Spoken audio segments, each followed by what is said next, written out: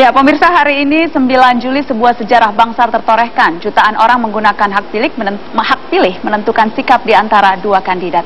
Siapakah sang pemenang yang pantas diberi ucapan selamat dan mandat? Kita sudah tahu dari hasil quick count. Saya undang sejumlah elit politik untuk bergabung, Anies Baswedan dan juga Dahlan Iskan.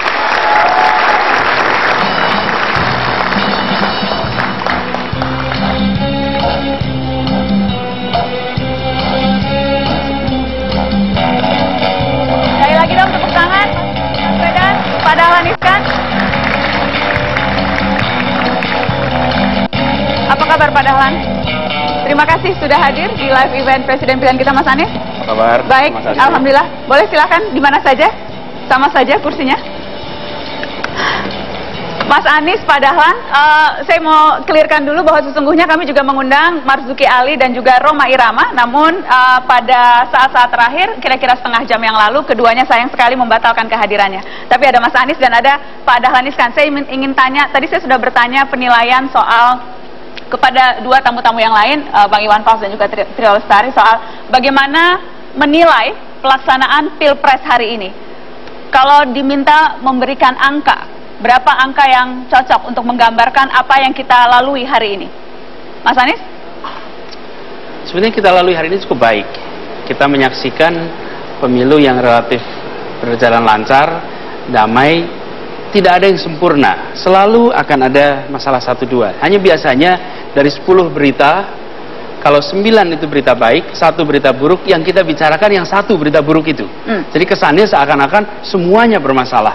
Padahal menurut saya Pilpres hari ini berjalan dengan baik. Jadi kalau dibuat rating mungkin 8 lah. 8. Tadi Anda katakan sedikit yang jelek, banyak yang baik. Boleh saya minta sebutkan beberapa yang baik menurut Anda?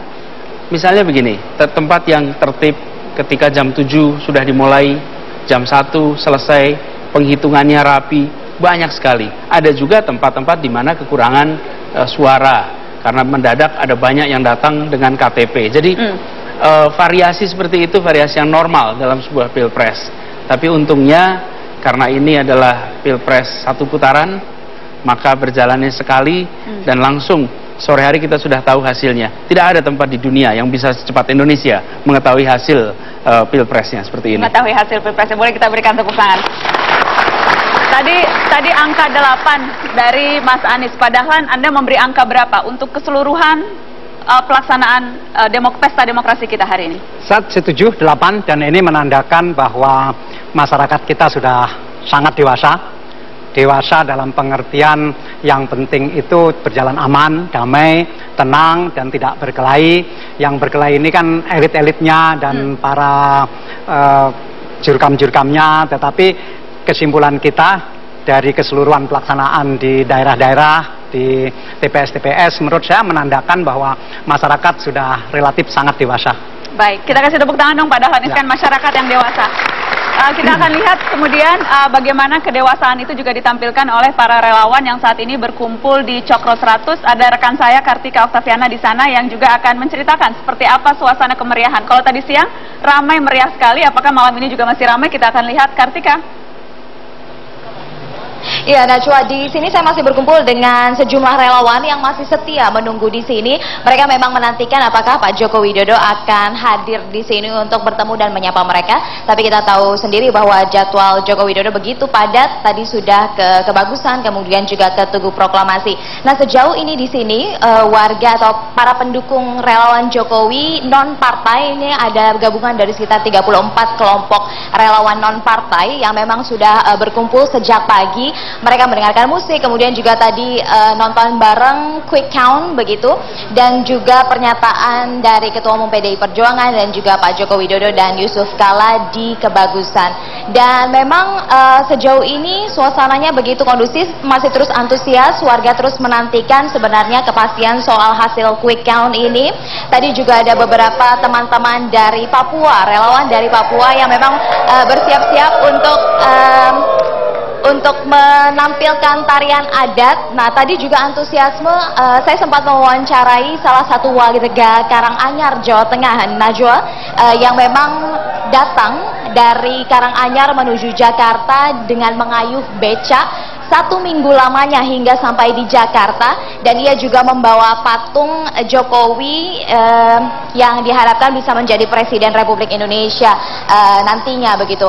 Dan memang harapan Pak Salam begitu dari Karanganyar untuk bisa bertemu dengan Pak Joko Widodo untuk bisa terwujud harapannya, namun hingga kini memang masih belum bisa bertemu dengan Pak Joko Widodo. Dan sejauh ini masih terus berkumpul, masih terus nonton bareng bersama-sama di Cokro 100 ini, Najwa.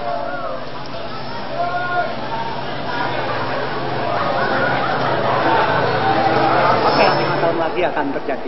Atau mudah-mudahan tidak perlu menunggu 5 tahun lagi ya. Mudah-mudahan dalam beberapa hari ini atau bahkan mungkin malam ini akan ada ucapan pengakuan itu. Kita akan bergabung ke Kartika. Kartika, sudah bisa dengar kita? Sudah ramai sekali di belakang dada-dada, saya juga mau dada-dada. Kartika, bicara dong. Halo. Halo Najwa. Sudah bisa Masih jelas? belum terdengar suara Kartika.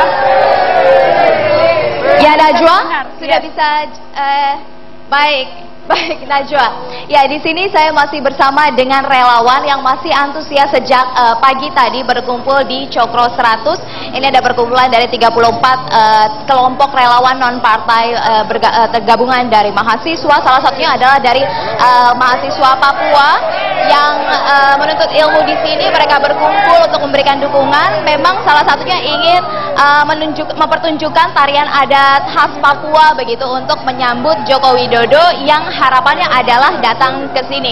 Namun memang kita ketahui bahwa jadwal calon presiden Joko Widodo begitu padat begitu, jadi memang mereka terus menantikan dengan antusias, diisi dengan berbagai performance atau pertunjukan musik dan juga nonton bareng tadi. Nah, antusiasme juga tidak hanya dari warga. Baik.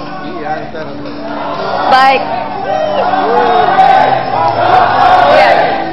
Ramai sekali di sana, Kartika. Terima kasih. Nanti kita akan melihat lagi bagaimana suasana di sana. Mudah-mudahan juga bisa terus menyaksikan acara ini, karena masih akan banyak yang seru-seru malam ini di live event Presiden Pilihan kita.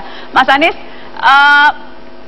pengakuan kekalahan. Saya ingat Anda pernah mengatakan sesungguhnya demokrasi itu lebih banyak ditentukan oleh yang kalah dibanding yang menang. Apakah situasi seperti ini juga yang Anda rasakan? Ya, betul, precisely. Jadi sebuah demokrasi itu sebenarnya berlangsung terus atau tidak bukan ditentukan oleh yang menang, tapi ditentukan oleh yang kalah. Bila yang kalah menyatakan siap menerima hasil, lalu move on, lalu bekerja bersama selama 5 tahun ke depan, ada kompetisi lagi, maka demokrasi akan konsolidasi. Tapi jika masuk ke arena pemilu dan tidak mau menerima kekalahan, lalu menjahalalkan segala cara, maka muncul masalah. Dan ini bukan hanya pengalaman di Indonesia kalau pilkada, di banyak negara itu terbukti. Jadi sebenarnya yang sampaikan Pak Dahlan tadi benar, sifat sikap kenegarawanan itu dibutuhkan.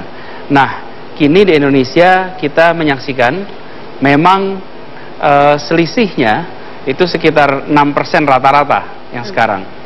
Sebenarnya ini kesempatan untuk menunjukkan bahwa mengikuti proses pemilu itu adalah untuk mengemban amanah, bukan semata-mata untuk mendapatkan kekuasaan bagi dirinya, tapi untuk masyarakat. Sehingga apapun keputusan masyarakat harus kita terima, harus kita akui. Sama seperti kalau main sepak bola, masuk sekarang lagi Piala Dunia nih, masuk ke pertandingan sepak bola harus siap, satu keluar sebagai pemenang, satu keluar sebagai yang kalah, dan biarkan seluruh rakyat bangga bahwa kita sudah terlibat, kita sudah menentukan pilihan, dan kita lalu mulai memikirkan apa yang harus dikerjakan oleh pemerintah baru 5 tahun ke depan. Jadi demokrasi itu ditentukan oleh yang kalah sesungguhnya. Dan harus ada kedewasaan. Ada kedewasaan dalam, tadi disebutkan istilahnya kedewasaan. Kedewasaan berpolitik itu begini, kemampuan mengetahui ambang batas di mana sebuah konflik tidak boleh diteruskan. Kalau kita tidak memiliki kedewasaan dalam berbeda, kedewasaan dalam berkonflik misalnya, maka akan habis-habisan, dan itu membuat kepentingan bersama biasanya jadi rusak. Nah, kedewasaan ini dibutuhkan sehingga kita tahu ambang batas. Di sini sudah dinyatakan cukup. Kalau cukup maka sudah selesai. Dan dengan begitu kita menomorsatukan kepentingan bersama di atas kepentingan pribadi dan kelompok. Tepuk tangan untuk Mas Anies. Kita nanti akan lanjutkan setelah pariwara. Saya tertarik untuk mengetahui ambang batas di mana seharusnya sudah tahu ambang batas untuk berhenti berkonflik. Di mana ambang batasnya? Apakah sesungguhnya hari ini ambang batas untuk sudahlah kita berhenti berbeda? Sesaat lagi di live event Presiden Pilihan Kita.